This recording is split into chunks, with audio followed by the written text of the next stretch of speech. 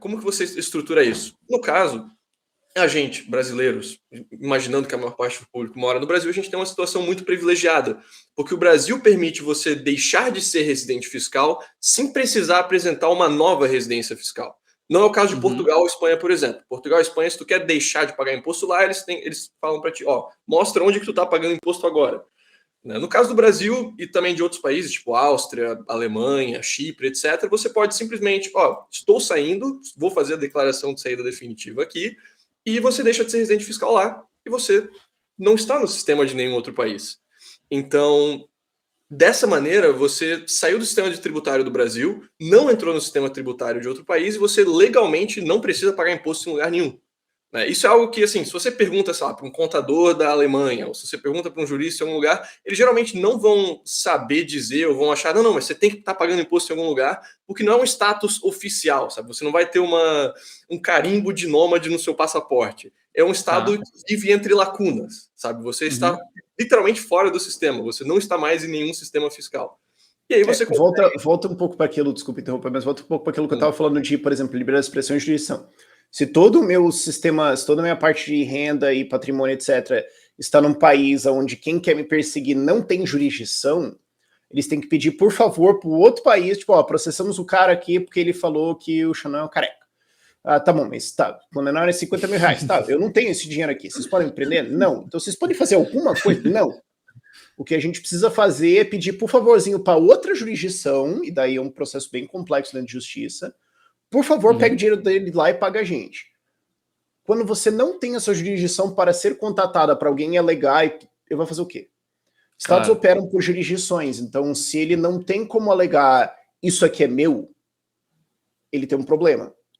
Que é, por exemplo, o que o Francisco estava falando de no Portugal e Espanha, para você sair fiscalmente, você tem que apresentar qual é a sua nova. Então eles querem saber quem que é o dono. Tá. Esse é o ponto importante de você entender a jurisdição.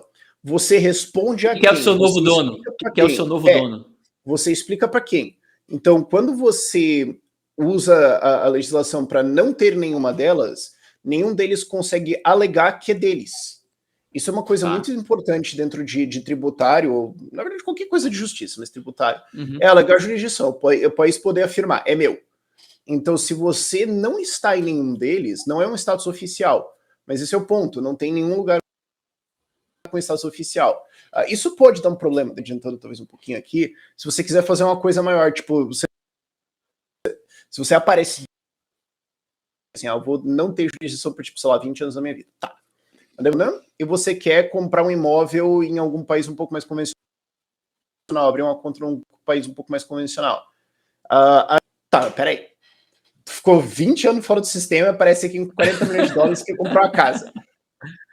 Eu tenho perguntas. Então talvez seja interessante, de repente, você fazer algumas coisinhas. Mas o ponto é esse. Você não está propriedade de ninguém. Você não é uma jurisdição oficial, é uma não jurisdição. Então ninguém pode alegar propriedade.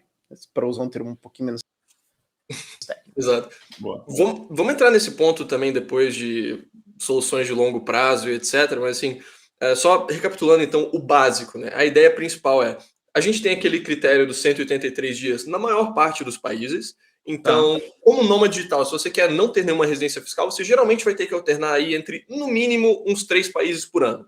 Então, sabe, você fica 3 meses aqui, 3 meses aqui, 3 meses aqui, fica numa rotação aí, ou vai para outros países também, e você consegue ficar fora do sistema sem ter imposto de renda em lugar nenhum. Ainda vai ter impostos que você vai pagar, por exemplo, IVA, né, o imposto indireto, ICMS quando você vai comprar alguma coisa, etc. Isso aí não tem como você fugir. Ou, por exemplo, se você tem, sei lá, dividendos que você recebe de corretoras americanas. Lá vai ter uma retenção de 30% sobre dividendos para pessoas que não moram em países de acordo com os Estados Unidos. Então, isso também dá para otimizar, mas, assim, no geral, ainda vão ter impostos, mas você não vai ter o imposto de renda, né? Imposto sobre a sua renda da pessoa física. E aí, dessa forma, você, né, pode viajar ao mundo enquanto trabalha remotamente e não pagar imposto em lugar nenhum. Que é basicamente o que eu, o Danilo aqui da nossa equipe também, mais algumas pessoas da nossa rede fazem.